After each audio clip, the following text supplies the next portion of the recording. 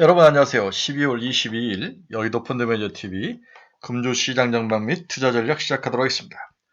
좋은 주말입니다. 네, 다들 잘 지내고 계시죠? 네, 저도 오랜만에 좀 느긋하게 집에서 쉬면서 여기저기 좀 많이 보고 그러는데 시장을 좀 뭔가 이 균형이 안 맞고 시장에 뭔가 좀 엣지 있는 그 리더가 안 나타나는 그런 모습.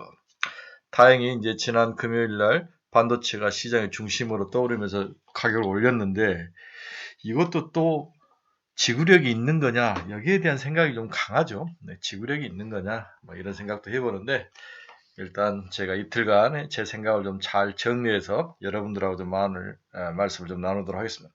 저희는 어제 이제 스터디 모임을 했는데 이제 조선 쪽 했고 그 다음에 이제 소부장 쪽 했는데 반도체 쪽은 여전히 좀 긍정적인 시각들이 굉장히 많은 것 같아요. 조선도 이제 바닥을 치고 올라올 때가 됐다. 이런 시각이 있어서 내년에는 뭐가 갈지 좀 고민이 많은데, 네, 제 생각까지도 좀 같이 좀 합쳐서 주저주를 한번 나눠보도록 하겠습니다. 이 연말에는 마지막 세 개 섹터에 집중하자. 네, 그 세 개 섹터가 반도체, 우주항공, 바이오. 이 삼각편대밖에 아무리 생각해도 이 삼각편대밖에 없다는 거죠. 반도체, 우주항공, 바이오. 저는 어제 이제 스터디 모임에서 우주항공과 바이오를 계속 가지고 가자라고 계속 외쳤고, 반도체는 저는 약간 뉴트럴하다. 그러니까 박스권 정도는 저는 보고 있는데, 우주항공과 바이오는 전고점들을 다 천장을 깨고 추가로도 상승할 가능성. 이래서 우주항공과 바이오를 원투펀치로 놓고 반도체를 뉴트럴을 봤는데, 지난 토요일 아침에 끝난 미국 주식시장을 보니고, 또 주말에 보니까 반도체도 뭐 이 삼각편대의 핵심으로 충분히 들어올 수 있다 이런 생각을 또 하게 되는 것 같아요. 네. 이번 주가 이제 거의 마지막인데 이 올해 하락시마다 줍줍하는 전략을 여전히 이제 저는 추천을 하죠. 좀 보수적으로 잡았는데 지금부터 이번 주 22일부터 좀 하락하는 것은 조금씩 분할해서 담을 필요는 있어 보인다. 이제 모든 팔만한 펀드들은 이제 이미 다 이익 실현을 했고 양도세에도 거의 다 좀 몇 분 남아 계시지만 거의 다 실현을 했고 모든 악재가 다 시장에 다 반영된 것도 충분히 있고 또 내년에 대한 기대감이 없었는데 저는 거의 없었다고 생각하는데 반도체가 갑자기 치고 올라오면서 내년에 대한 기대감을 끌어올렸다. 이런 것들이 합쳐졌다고 보는 것 같아요. 따라서 이번 주는 하락시마다 줍줍하는 전략을 강력히 추천해 봅니다. 제 시각이 보수적이어서 이제 공격적으로 나올 때가 됐다. 이렇게 시각 변화를 여러분들에게 강조를 하는 거죠.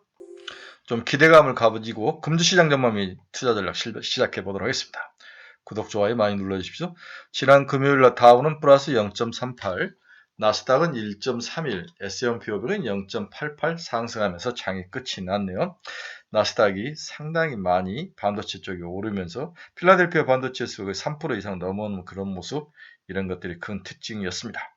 금요일날 시장을 보니까 기술주 랠리 강세가 나타났다. 이 중에 이제 티톡이란다. 오라클이 툭 치고 나오는 거죠. 네, 티톡을 오라클이 품었다. 이렇게 되면서 한 7% 가까이 상승하는 모습, 오라클이. 이런 것은 상당히 산타넬리의 기본이었다. 가장 안 좋을 거라고 예상되는 오라클이 치고 올라온 거죠. 그래서 오라클이 6.63% 상승하며 시장에서 장이 끝이 났습니다. 또한 지난 금요일 시장을 크게 올렸다는 것은 제네시스 미션이었죠. 네, 제네시스 2025년 11월 미국 트럼프 정부가 발표한 국가 인공지능 관련 혁신 프로젝트가 제네시스였죠. 네, 과거 달 착륙을 목표로 했던 아폴로 계획에 비전할 만큼 거대한 규모로 AI를 활용해 미국의 과학기술 지배력을 강화하고 에너지 자립을 달성하겠다. AI를 활용해 미국 과학기술 지배력을 강화하고 에너지 달성을 목표로 아쉽지 않게 이것 때문에 코이브가 22%까지 오른 거죠. 네. 그럼 이 제네시스 미션의 3대 목표는 에너지 패권을 확보한다. 에너지 패권. AI를 활용해서 차세대 원자력, 융합 기술을 개발하고 국가 전력망 그리드를 진흥하여 에너지 자립도. 두 번째는 과학적 발견을 가속한다. 신약 개발, 신소재 설계 등 기존 수십 년에 걸친 AI 시뮬레이션을 통해서 10년 이내에 끝내는 R&D 생산을 2배로 확장시키는 목표. AI가 필수적이죠. 다음에 국가 안보 강화. 에너지와 AI를 이용한 과학 발견의 과학 성장의 지속. 이게 이제 제네시스 미션의 핵심이었죠. 그럼 주식하는 사람들은 항상 그러면 이 제네시스 미션에 수혜를 받을 종목이 뭐냐? 이것을 또 항상 한 단계 더 들어가야 되죠. 네, 칩과 인프라에는 엔비디아, AMD, 인텔, 코이버, 델, HP 총 24개의 파트너가 들어가는데 클라우드 서비스는 마이크로소프트, 구글, AWS, 오라클. AI 모델 소프트웨어는 오픈AI, 엔트로픽, xAI, 팔란티어 들어가네요. 팔란티어, xAI, 엔트로픽, 오픈AI. 비상장인데 여기서 팔란티어만 상장이네. MS, 구글, 마이크로소프트, AWS, 오라클이 들어갑니다. 코이브가 들어가고 AMD가 들어가고 엔비디아가 들어가고 델이 들어가고 HP가 들어갑니다. 네, 이렇게 24개에 대한 것들을 좀 붙여놓으시고 보시는 게 맞을 것 같아요. 강력히 붙여놓고 기록해 놓으시기를 바랍니다. 그래서 앞에서 저 코이버가 22.64%나 꼬리를 치고 올라오네요. 네, 83달러까지 올라오는 강한 모습을 보였습니다. 자, 여기까지는 지난 금요일 미국 주식시장의 상승의 핵심 키포인트를 한번 짚어봤죠. 그러면 금주는 우리가 어떤 관점에서 시장을 접근을 해야 되느냐. 이번 주하고 다음 주가 살짝 걸쳐 있는데 거의 이제 연말 마무리 단계인데 제가 앞에서 분명하게 두괄시적으로 이제부터 하락하면 줍줍을 해야 된다. 그럼 뭘 사야 되느냐? 여기에 대한 퀘션 마크가 있는 거죠. 이 부분을 한번 같이 나눠보도록 하겠습니다. 첫째, 금주의 핵심은 반도체다. 반도체, 1번 반도체. 그 이유를 한번 보도록 하겠습니다. 지난 1년 동안 거대 반도체 기업들의 수익률을 보면 하이닉스가 224%로 1등이네요. 샌디스가 211%, 마이크론이 195%, 팔란티어가 140%, 삼성전자가 100%, 인텔이 88%, AMD 80%, 알파벳 60%, 브로드컴 54%, 엔비디아 34%, 오라클 13%, 메타 12.5%, 아마존이 1%. 그래서 하이닉스, 샌디스크, 마이크론 테크놀로지, 팔란티어, 삼성전자 쪽이 100% 넘게 올랐는데 뒤에 이쪽이 좀 처졌죠. 그럼 연말이 되면은 이게 혹시 바뀌지 않을까? 네, 많이 올라갔던 것들은 좀 쉬고, 네, 아마존, 메타, 오라클, 엔비디아, 브로드컴. 여기서 아마존, 메타, 오라클 이 세 종목은 너무 많이 흔들렸기 때문에 올해 26년에는 좀 좋지 않을까? 또 그런 생각을 역으로도 해볼 수 있는 겁니다. 참고하시기 바랍니다. 그러면 이번 그 반도체 반등의 핵심은 마이크론이 들고 왔죠. 265.92달러까지 찍었는데 시총은 2,922억 불, 우리나라 돈약 3,350억 정도. 하이닉스보다는 좀 낮고 삼성전자보다도 많이 낮고 하이닉스가 한 420조, 430조 하니까 하이닉스보다는 시총이 좀 낮습니다. 자, 그러면 하이닉스가 실적 발표를 하고 IR에서 굉장히 중요한 이야기를 했죠. 메모리 시장의 경우 심각한 공급 부족이 지속되고 있다. 이 부분을 숫자로 증명했죠. 고객 수의 50%밖에 대응하고 있지 못한 상황이다. 26년 HBM 생산 능력이 이미 전량 예약을 완료했다. 28년 HBM 잠재 시장이 1,000억 달러까지 올라갈 전망이다. 굉장히 중요한 이야기죠. 27년 카펙스가 증가가 예상되고 카펙스는 수요를 확인하고 투자하는 기조를 유지할 것이다. 상당히 돌달이 더 두드러가면서 하지만 일단은 26년은 굉장히 좋다는 이야기를 해버린 거죠. 네. 그 다음에 영업이익률도 40%를 넘어가 버렸습니다. 영업이익률이. SK하이닉스도 거의 50%대 육박하는 반도체 많은 애들은 그렇죠. 이제 삼성전자는 핸드폰도 하고 디스플레이도 하고 시스템 LSI도 하기 때문에 좀 수익률이 까지는데 일단 한 종목 하는 애들은 45%까지 올라가 있다. 이러한 긍정적 멘트가 시장을 지배를 하면서 금요일 날 올랐는데 우리는 또 한 가지 더 걱정이 있는 거죠. 그 걱정을 뭘로 정리를 해볼까? 저는 이걸로 정리를 해봤습니다. 이 가트너라는 회사가 만든 하이퍼 사이클이라는 거죠. 어떤 산업이 처음부터 발달을 해서 그 다음에 고점을 찍고 그 다음에 좀 죽었다 캐즘이 일어나고 다시 이제 재상승해서 그 다음에 이제 살아남는 자가 모든 것을 먹는 그러한 그래프를 그리는 게 이 하이프 사이클인데 AI 하이프 사이클을 그려본 기술 개발 초창기 단계 부풀려진 기대의 정점, 환면의 계곡이다. 지금 이 지점을 지나가고 있다는 거죠. 그 다음에는 환멸의 단계로 쭉 내려와서 AI 에이전트, AI 준비되어 있다. 그 다음에 여기서 이제 다 과점이 생기고 죽을 놈은 죽고 그 다음에 이제 생산성의 안정 이렇게 올라가는데 지금 부풀려진 기대의 정점인 환멸의 계곡에 와 있다. 이게 이제 시장을 가장 힘들게 한 상황이죠. 이렇게 우리가 이 그래프를 기억하면서 트라우마로 생기는 것은 우리가 2차 전지에서 이 그래프를 머릿속에 담고 있었다는 거죠.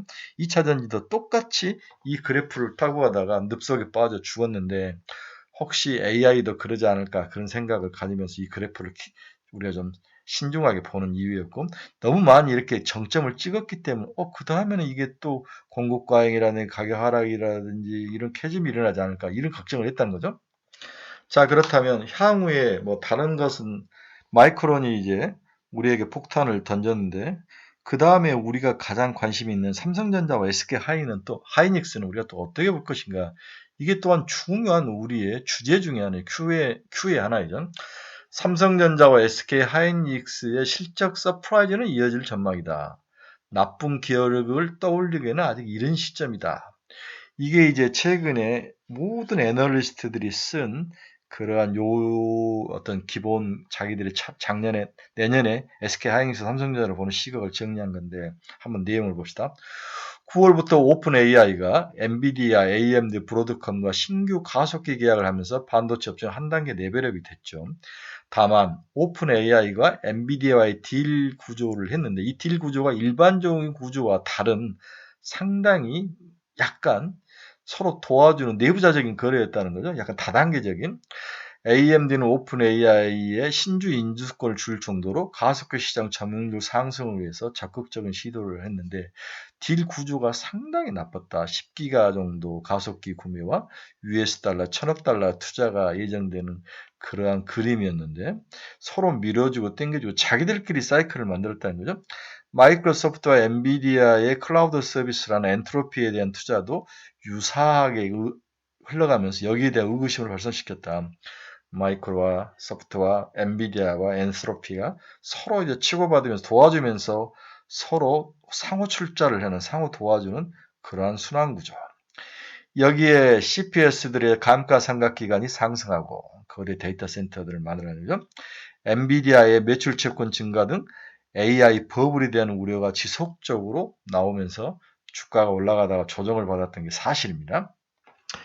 AI 버블 우려의 핵심은 기존 US의 CPS들의 AIDC 간의 패권 경쟁이 과거 IT 버블과 유사하다는 우려가 지속됐기 때문이죠. 네.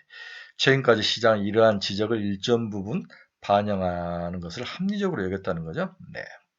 그러나 마이크론의 실적 발표한 내용들이 나오면서 이러한 부정적 추론이 틀릴 수도 있다는 사실을 보여주며 혼돈 속으로 들어갔으나 미국 시장에서 반도체가 상승하는 모습을 보이면서 이러한 혼돈적인 생각, 그 다음에 일부 가지고 있던 과거 IT 버블에 대한 부정적인 시각이 좀 틀렸음을 서서히 입증을 해주고 있다.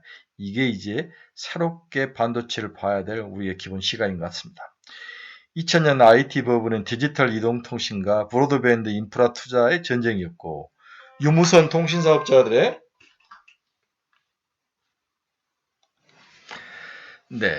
따라서 유선 통신 사업자들의 과잉 투자 후유증으로 연합 종행이 진행되었고 그 다음에 망에 떨어진 거죠. 중복 투자와 과잉 투자의 과실은 노텔 네트워크나 루센트 테크놀로지, 아카텔, 에릭슨, 노키아, 시스코 시스템 등이 누렸습니다. 이에 따라 미국과 유럽의 통신 네트워크 장비 업체들이 높은 외형 성장과 수익성으로 급등하는 모습도 보였죠. 하지만 초창기와 달리 시간이 지나가자 서비스 사업자들 간의 통합 카펙스 감소로 이 부분이 제일 중요해요. 통합 카펙스가 감소하는 거. 투자가 감소하는 거. 통신 네트워크 장비들의 매출은 2001년부터 감소하면서 상위권 전송 장비 업체들인 노텔 네트워크스나 누스턴 테크놀로지 알칼텔들은 결국 구조조정을 통해서 시장에서 사라져버리는 아주 최극단의 리스크적인 그러한 결과를 가져왔다는 거죠. 여기서 핵심은 카펙스의 감소였다. 서로 통합이 되면서 물론 미국과 유럽의 광전송 장비 업체들의 구조조정에는 하웨이나 중국의 ZTE 등 중국 네트워크 장비 업체들의 부각이 가장 큰 이유 중에 하나였다. 이 반도체와 AI도 지금 중국이 똑같이 경쟁을 하고 있기 때문에 그때와 아주 틀리다고 볼 수는 없습니다. 현대 반도체 업체들을 둘러싼 AI 버블 논쟁은 2000년 이후 통신 네트워크 장비 업체들의 구조적 사례와 비교하는 시각도 있습니다. 물론 선진국 업체들은 2000년 때부터 중국 반도체 업체들의 공격에서는 선단 공정에 대한 반도체 장비 제재 등을 감안할 때 경쟁력은 훼손되지 않을 것으로 보는 시각도 있습니다. 다만 기존 CPS와 스트래티 프로젝트에 대한 패권 경쟁 이유를 고려하면 2028년 이후에 수요는 감소할 수 있습니다. 아하, 26, 27은 아니고 28년 정도 돼야 좀 감소할 수 있지 않을까. 그래서 좀 빠른 게 아닌가 지금 걱정하는 것은 그 이야기를 하는 거죠. 그 당시에 2028년 삼성전자와 SK하이닉스 사상 최고 실적을 기록하였음에도 주가는 크게 하락하는 기업도 시장 참여자들의 불안감을 자극을 했죠. 네. 다만 그와 같은 우려를 감안하러 3, 4년 뒤에 발생할 상황에 대해서 지나친 우려를 하기에는 너무 이른 시점이고 2018년 크라우드 사이클과 비교하기에는 맞춤 생산하는 HBM 메모리 반도체 수요 가시성을 높게 보고 있다는 점에서 분명히 개선된 측면이 있다. 여기서 우리를 그나마 안심시키는 것은 맞춤 생산이라는 거죠. 어떤 커모더티 형태로 공공재처럼 막 생산해서 범용으로 만드는 것이 아니라 맞춤 주문이 와야 생산하는 거다. 이게 그나마 우리가 버블론을 견딜 수 있는 모습이지 않나. 그렇게 걱정했던 것들이 이미 주가에 충분히 선반영이 됐고 그 이후에 걱정을 많이 했는데 마이크로는 이를 날려줬다. 이렇게 볼 수 있습니다. 단기 주가 급등에 따른 건전한 조정은 필요하며 내년 상반기까지는 매분기 실적 서프라이즈가 예상된다는 점에서 조정시 매수 전략은 여전히 유효해 보인다. 따라서 한국 반도체 업종에 대한 비중 확대 의견을 저는 이제 살만하다 이렇게 결론을 냈습니다.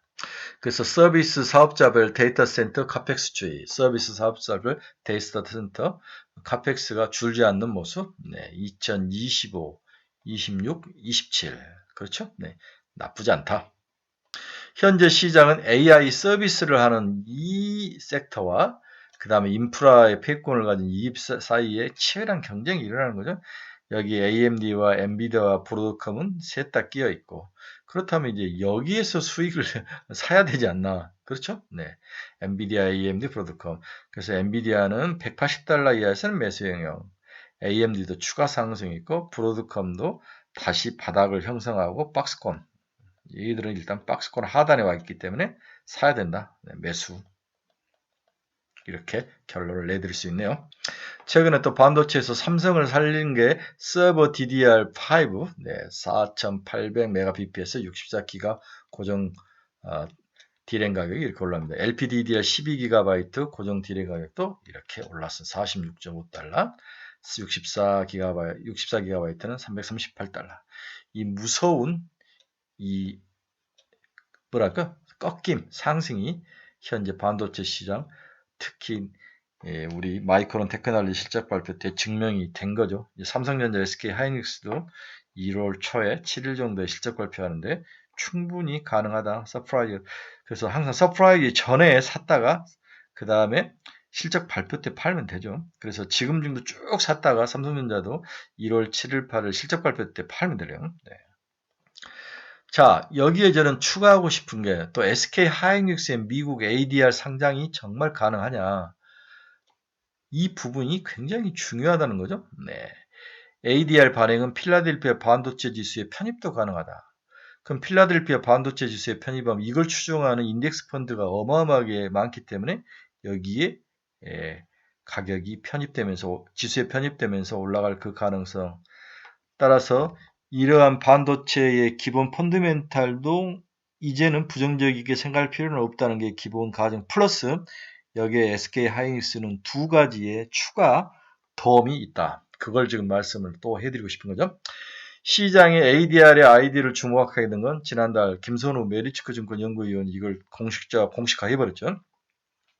당시 보고서에서 성장 기업인 SK 하이닉스의 특성을 고려할 때 배당보다는 연구 개발 및 설비 투자에 집중하는 것이 주주 가치의 긍정적 시각을 유지하면서 주주 친화적 밸류에이션 개선 방식으로 ADR의 도입을 제안을 했습니다. SK하이닉스 총 발행 주식의 2.4%로 자사주를 보유하고 있죠. 소각 결정하기보다는 추가로 자사주를 매입해 ADR이 발행으로 나설 경우 밸류에이션 재평가 기회를 얻을 수 있다. 이 부분이 이제 핵심인 거죠. 김 연구원은 이러한 적극적인 주주 환원이 현실화될 경우 적정 가치가 마이크론 테크놀로지 밸류에이션을 추월할 거로 예상이 되고 있다. 여기에 주주 가치에 주주 환원이 추가를 또 하나 더 없는 거죠. 그러면 ADR 발행을 해서 미국에 상장시켜서 필라델피아 반도체 지수 인덱스를 추종하는 쪽에서 수급을 올려주고 여기에 주주가치 환원이라는 또 하나의 먹거리 밸류에이션을 올려준 것을 턱 올려준다면 충분히 SK하이닉스의 밸류에이션 업은 가능하고 주가는 더 올라갈 거라는 이론이 성립한다는 거죠. 자, 그러면 지금 마이크론 테크놀로지 26년에 예상포는 얼마냐? 지금 13배 정도 시장을 보는 것 같아요. 13배. 그럼 SK하이닉스의 시장포는 얼마냐? 26년에 SK하이닉스 6배라는 거예요. 네. 거의 2배 차이가 나는데 이것만 올린다면 지금 60만 원이 110만 원까지 충분히 갈 수 있다는 가정. 최소한 반만 따라 들어가더라도 얼마니까 100만 원까지는 갈 수 있다. 이 가정이 깔리는 거죠. 그래서 일단은 ADR로 발행이 되고 다음에 필라델피아 반도체 지수에 포함이 된다면 퍼가 SK하이닉스 퍼가 7배였던 것이 그 다음에 마이크론 테크놀로지의 12, 13배까지 충분히 더블은 될 수 있다. 이게 이제 기본 가정. 두 번째는 최근에 이제 금산 분리 규제 완화 논의가 있는 거죠. 단순하게 말하면 SK하이닉스가 있고 SK하이닉스 위에 SK네트워크 SK 뭐가 있죠? 갑자기 생각이 나는데 이 지주사가 있는데 이 지주사 그 다음에 이제 손자회사가 있고 또 SK하이닉스 밑에 또 손자회사가 있고 그런데 지주법에 의해서 손자회사를 가지려면 100% 지분을 다 가지고 있어야 돼요. 그렇죠? 100% 지분을 다 가지고 있어야 되는데 이걸 50%만 가지게 하겠다는 거죠. 그러면 SPC를 세워가지고 손자회사로 놓고 SK하이닉스가 여기에 50%를 투자하고 나머지 50%는 외부에서 자금을 끌고 올 수 있는 그 가능성 자기가 100%다 아니라 외부에서 50% 자금을 끌고 오면은 금산분리법 완화를 해주고 SK하이닉스가 자기 혼자 모든 것을 다 조달할 수 없으니까 자금을 외부에서 많이 끌고 온다면 충분히 여러 가지 반도체 향후 투자에 대해서 빨리 할 수 있고 안전하게 할 수 있고 또 지분을 서로 막 나누니까 리스크도 분산되고 이게 이제 금산분리법의 가장 큰 핵심인 거죠. 그래서 지금 SK하이닉스 대주주가 인사신은 SK스퀘어인데 약 20% 정도 제가 들고 있는 걸로 기억하는데 여기에 국민연금이 한 7에서 8%, 캐피탈이 미국의 캐피탈이 7.2%, 블랙락이하고 5%, 자기 주식을 약 아까 2점 몇이나 5%로 또 나오네. 5% 정도 들고 있는데 손자회사를 하나 SPC를 세운 다음에 거기가 자기가 50% 투자하고 다른 회사 50% 회사를 투자해서 이 투자금을 받아서 그 투자금으로 반도체 투자한다면 충분히 해볼 수 있는 싸움이다. 그렇죠? 네, 금산분리 규제 하나의 핵심 수혜주로 SK하이닉스가 가장 큰 수혜를 받을 수 있다라고 볼 수 있는 논리의 근거가 되는 거죠. 따라서 용행 반도체 클러스터 구축과 HBM 설비 확충 등 필요한 투자 비용을 크게 절감할 수 있다. 정부가 이걸 허용해 줄 것 같아. 좀 빨리 해줬으면 좋겠습니다. 이재명 대통령이. 자, 이제 금주 투자 전략은 어떻게 짜야 되느냐? 세 가지다. 반도체다. 앞에서 반도체는 이야기했으니까. 다음에 우주항공이다. 내년에 결국 스페이스 X의 IPO 상장이 가장 큰 화두가 될 것이다. 이게 상장도 중요하지만 스페이스 X가 펼쳐지는 사업이 현재 시장의 핵심인 데이터 센터 시장과 전력 문제, AI 반도체 고평가 문제, 로봇으로 진화, 히토리 문제 모든 것을 다 포괄할 수 있는 사업이 우주 항공 산업이라는 우주 산업이라는 거죠. 로봇 관련 기업주들의 주가가 갑자기 한 달 만에 전부 1.5조까지 전부 올려놨죠. 시총을. 그 길을 지금 우주 항공주들이 쫓아가고 있다. 저는 그렇게 보는 거죠. 따라서 지금 1조까지 올라왔는데 50%씩은 추가로도 상승할 가능성이 높아 보이죠. 그래서 HVM, 미래에셋 벤처투자, 세트레가의 하나시스템, 피어스, 인텔리안테크, AP성, 미국의 로켓넷, 플래닛랩 이런 종목들을 굉장히 추천하는데 두 개만 추천해요. HVM하고 세트레가이, 미래에셋 반도체, 미래에셋 벤처 투자 이 두 개만 사도 될 것 같아요. 세트레가이도 괜찮고. 그래서 지금 1조 이하인 HVM이나 세트레 미래에셋 반도체는 참 5천억, 6천억밖에 안 되죠. 1조. 이 정도까지는 충분히 올라올 가능성이 있다. 그래서 우주항공은 포기하지 말고 연말에 사서 연초까지 가야 된다. 또 마지막 세 개 섹터 중에 하나는 바이오죠. AMD 바이오, 알지노믹스가 몰고 온 시장의 변화. AMD 바이오는 BBB 셔틀, 뇌에 관한 시장 치료제 개발. 알지노믹스는 mRNA, 치환효소, 나쁜 RNA를 자르고 좋은 RNA를 붙여가지고 병을 치료하는 거. 또 비만 치료제는 경구용 치료제 시장으로 급격하게 움직이는 거. ADC와 이중항체 또는 다중항체까지 시장이 개화되고 또 항암제 내석 극복을 위한 시장 개화. 그 다음에 이제 미국 생물보안법으로 우리나라 이제 그것을 해줄 수 있는 기업들 이런 것들이 시장의 가장 큰 상승 동력이 된다. 그래서 AMD 바이오, 알지노믹스, D&D 파마테, 올릭스, 큐리언트, 에이프릴 바이오 이런 종목들을 여러분에게 추천을 합니다. 마지막으로 26년 투자 전략 한번 봅시다. 저는 한국의 시간이다. 이제 거대 AI 시장에서는 우리가 1등을 할 수 없죠. 이것은 미국과 중국으로 시장이 이미 딱 개편이 되고 그러면 이걸 가지고 실질적으로 우리 삶 속에서 피지컬 AI를 만들어야 되는데 여기서 우리나라가 잘한다는 거죠. 네, 피지컬 AI 뭔가 기기를 만들어서 우리 삶 속을 변화시키는 것은 한국이 세계 최고라는 거죠. 그래서 우리 시장은 일시적인 하락은 있을 수 있지만 결국은 다 복구할 거다. 내년에 상당히 시장이 그렇게 나쁠 것 같지 않다. 그래서 저는 내년 5월까지는 무조건 시장에 간다 보고 그 다음에 팔아라. 여름부터는 주의를 하고 다음에 쭉 빠지면 겨울에 다시 사자. 이게 이제 제 전략이죠. 잘 기억을 하시기 바랍니다.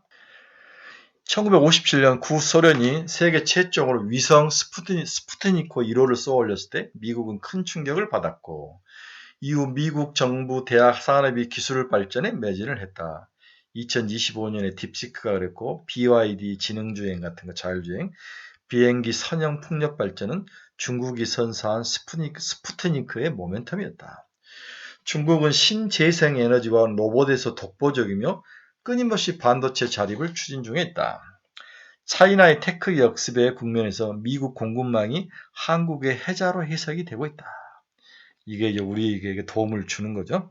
한국은 미국의 반도체 조선 전력망 공급 내에서 지위를 확대함으로써 중국 추격에 따른 피해가 제한적일 것으로 보고 있다. 다만 엔비디아의 GPU 확보는 한국 AI 생태계 형성을 앞당길 수 있는 좋은 호재가 될 것이고 이게 26년에 본격적으로 실행이 될 것이다. 26년 한국 경제의 성장 엔진은 수출과 설비 투자 이 두 가지다. 인식, 생성형 AI에서는 방대한 데이터와 자본을 소유한 미국과 중국에 밀리지만 피지컬 AI에서는 한국의 경쟁력이 강화될 전망이다. AI 사이클이 길어질수록 한국 경제에 받는 수혜가 커질 것이다. 그렇죠? 보통 정부 집권 2년 차는 설비 투자가 확대되는 경향이 있다. 첨단 전략 산업으로 지정된 피지컬 AI 부분이 한국 설비 투자 확장을 견인할 것이다. 정부의 세제 인센티브, 규제 완화, 제도 정비 등 중소기업의 성장과 벤처 투자 활성화의 시작점이 바로 내년이라는 거죠. 그러면 코스피보다는 코스닥에 가서 주식을 사야 된다. 코스닥의 대표적인 것은 반도체와 AI, 그 다음에 AI보다는 이제 바이오죠. 바이오, 로봇, 우주 항공 이런 쪽인데 바이오를 1번으로 두고 반도체에서도 좀 독특한 거, 기존의 소부장 거 말고 좀 새로운 거, 그 다음에 로봇 이런 종목들 좀 관심을 가지고 봐야 할 것 같아. 저는 그래서 내년에는 코스닥에서 기회를 찾아야 된다. 박근혜 출범 정부 이후 벤처 투자 및 강소기업 육성책이 강하게 시행됐고 초기에는 제도 정비와 벤처 투자 인프라 구축에 주력을 했다.